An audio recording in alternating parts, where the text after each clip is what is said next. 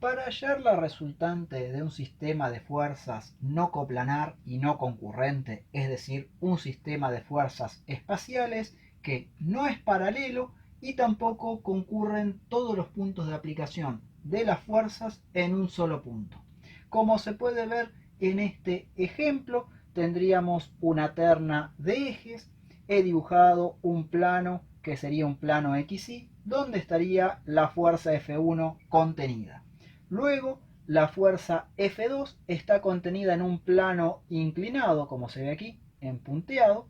Y finalmente, la fuerza F3 estaría contenida en un plano XZ con esta dirección.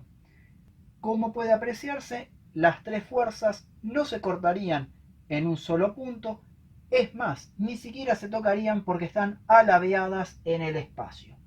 Cuando estamos en presencia de este tipo de sistemas y uno necesita conocer la resultante del mismo, hay que trasladar todas estas fuerzas a un único punto y a partir de allí buscar la resultante del sistema de fuerzas como si fuera un sistema de fuerzas concurrentes a un mismo punto con las tres componentes de las resultantes, Rx, Ry y Rz, obtenidas cada una de ellas a partir de la suma de las componentes X de F1, F2 y F3, la suma de las componentes Y de F1, F2 y F3 y la suma de las componentes en Z de F1, F2 y F3.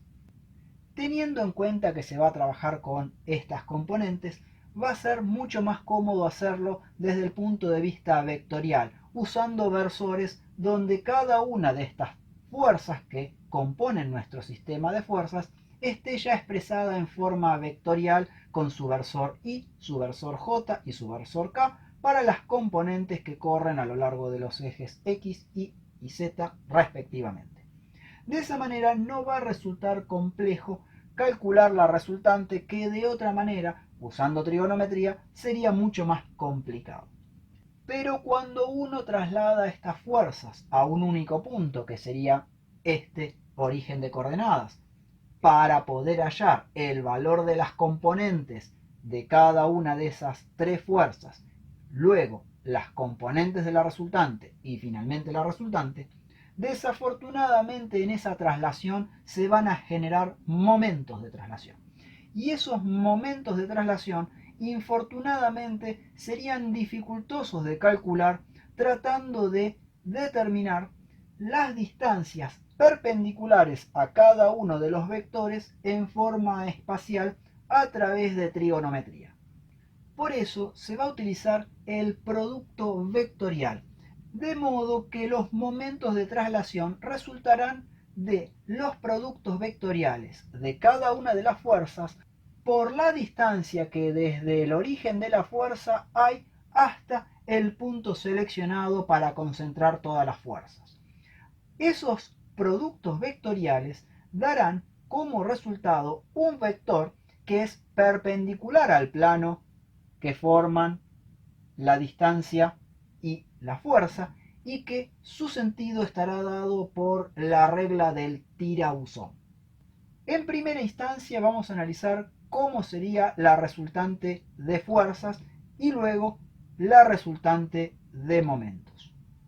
Si nuestro sistema de fuerzas lo tenemos planteado de esta manera y lo trasladamos hasta el origen de coordenadas, vamos a tener que la fuerza F1 estará compuesta por su componente en X más su componente en Y más su componente en Z, siempre teniendo en cuenta que es una suma vectorial.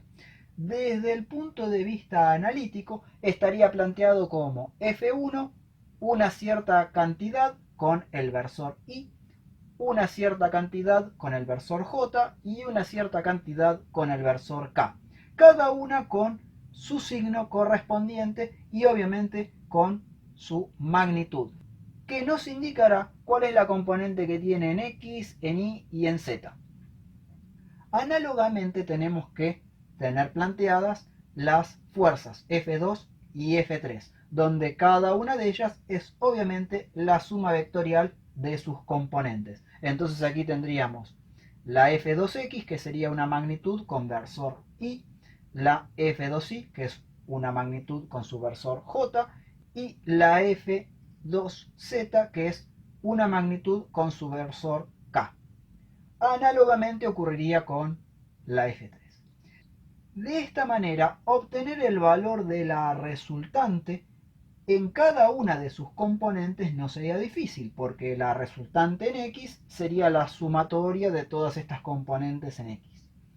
La resultante en Y, la sumatoria de todas esas componentes en Y. Y la resultante en Z, la sumatoria de todas estas componentes en Z. De esa manera obtendríamos Rx, Ri y Rz respectivamente. Y una vez obtenidas las tres componentes, aplicando la fórmula de Pitágoras extendida a la tercera dimensión, tendríamos la posibilidad de calcular el valor del módulo de R. Y con ayuda del módulo de R y cada una de las tres componentes, Rx, Ri y Rz, podríamos obtener los ángulos que forma esa resultante con los tres ejes principales de nuestro sistema coordenado y ortogonal a través de los cosenos directores. De modo que, por lo pronto, tendríamos la posibilidad de conocer el módulo, la dirección, el sentido y el ángulo que forma la recta de acción de la resultante en nuestro sistema de fuerzas no coplanares y no concurrentes. Sin embargo, necesitaríamos conocer la ubicación exacta de esa resultante, que momentáneamente no la tendríamos hasta tanto no realicemos otro tipo de análisis más profundo. Realizando la suma de todas las componentes en X tenemos Rx, la suma de todas las componentes en Y tenemos Ri, la suma de todas las componentes en Z tendríamos Rz. Con lo cual aquí nos quedaría un número con versor Y, un número con versor J y un número con versor K. Por supuesto que la resultante desde el punto de vista vectorial será la suma de las tres componentes en forma vectorial, y que cada una de estas componentes corre a lo largo de cada uno de estos tres ejes principales. Para hallar el módulo de la resultante, aplicaremos Pitágoras a esta ecuación y obviamente tendremos el módulo o intensidad del vector R. Una vez halladas cada una de las componentes de la resultante R, calcular su módulo es muy fácil a través de la expresión pitagórica, y finalmente, teniendo el módulo de la resultante, podríamos calcular sus cosenos directores. Entonces tendríamos que el coseno de alfa es Rx sobre R, coseno de beta Ri sobre R, coseno de gamma Rz sobre R. Ahora bien, a partir de estos tres cosenos directores, nosotros tendríamos, a partir de este punto, la dirección que tendría la recta de acción de esta resultante. Sin embargo, esa dirección es simplemente una paralela a la dirección real que tiene en el espacio esta resultante. Por lo tanto, si bien nos es útil conocer la orientación que va a tener la recta de acción de la resultante, todavía no sería esa la recta de acción de la resultante, ya que no pasaría necesariamente por este punto. Para ello, como dijimos, será necesario realizar un análisis posterior con ayuda de ecuaciones de momento.